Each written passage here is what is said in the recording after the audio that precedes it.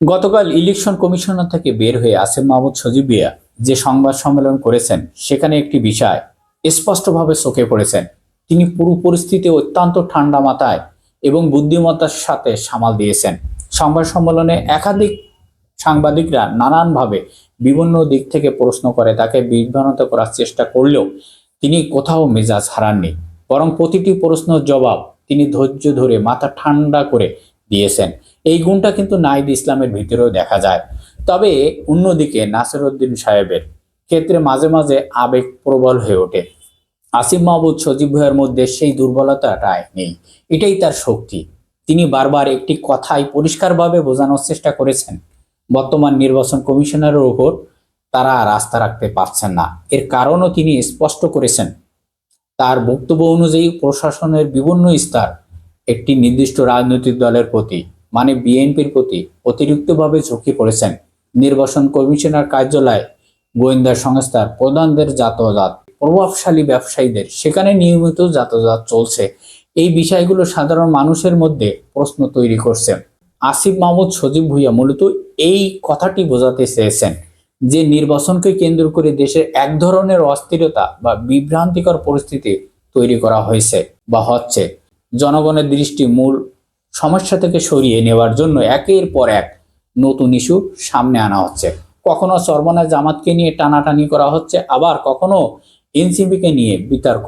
একটার পর একটা ইস্যু সামনে এনে মূল প্রশ্নটা চাপা দেওয়ার চেষ্টা চলছে। কিন্তু নির্বাচন কি আদৌ নিরপেক্ষ হবে? এই প্রেক্ষাপটে তিনি আরো বলেন, কিছু রাজনৈতিক নেতা এমন বক্তব্য দিয়েছেন, যেমন মির্জা ফখরুল ইসলাম আলমগীর সাহেব, আমির খসরু মাহমুদ চৌধুরী, যে সেই বক্তব্যগুলো জনগণের প্রতি কোনো দায়বদ্ধতা দেখা যায় না।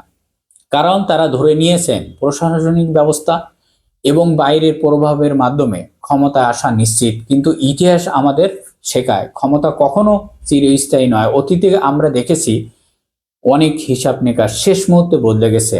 1991 সালে যেমন ভিন্ন এক বাস্তবতা তৈরি হয়েছিল, তেমনি ভবিষ্যতে অপ্রত্যাশিত ঘটে যেতে পারে। জনগণকে উপেক্ষা করে, তাদের মতামতকে অগ্রাহ্য করে কোনো রাজনৈতিক পরিকল্পনা দীর্ঘমেয়াদে টিকে থাকতে পারে না। আজও দেশের সাধারণ মানুষ এখনো নানাভাবে ভয়ের মধ্যে আছে। তবে পরিস্থিতির দায় কার সেটাও মানুষ জানে। অথচ যাদের দায়িত্ব নেবার কথা ছিল, তারা এখনো সুযোগ সুবিধা ভোগ করে যাচ্ছে একের পর এক। এই অবস্থায় হাসনাত আবদুল্লাহ যে কথা বলেছেন সেটাও খুব গুরুত্বপূর্ণ। তিনি স্পষ্ট করে বলেছেন, জনগণের বিশ্বাস হারালে কোনো ক্ষমতা ভিত্তি চিরস্থায়ী টেকে না। প্রধান উপদেষ্টা ডক্টর মোহাম্মদ ইউনূস সাহেবকে কেন্দ্র করে নানা ষড়যন্ত্র গুঞ্জন শোনা যাচ্ছে, কারণ তিনি এখনো পর্যন্ত দেশের জন্য একটি ভারসাম্য এবং গ্রহণযোগ্য ভূমিকা পালন করছেন। তাকে দুর্বল করা বা সরিয়ে দেওয়া কিংবা কোলঠাসা করে রাখার কিছু গোষ্ঠীর মূল লক্ষ্য। অথচ তারা রাজনীতিতে এসেছেন। নাহিদ ইসলাম, আসিফ মাহমুদ সজীব ভুঁইয়া, হাসনাত আবদুল্লাহ, তারা কেউ রাজনীতিতে না এলেও ব্যক্তিগতভাবে ক্ষতিগ্রস্ত হতো না, কিন্তু দেশের জন্য, দেশের মানুষের জন্য, ভবিষ্যৎ বাংলাদেশের জন্য তারা নিজেদের জীবনকে ঝুঁকির মধ্যে ফেলেছেন। আমরা এমন বাংলাদেশ চাই না যেখানে একজন ব্যক্তি জোর করে ক্ষমতায় বসে থাকবে। আমরা চাই এমন নেতৃত্ব যারা মানুষের মতামতকে সম্মান করবে, জনগণকে সন্তুষ্ট রেখে ক্ষমতায় বসবে।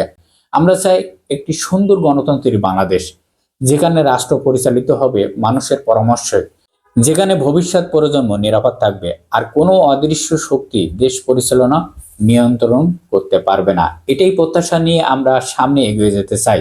সবাই ভালো থাকবেন। আল্লাহ হাফেজ।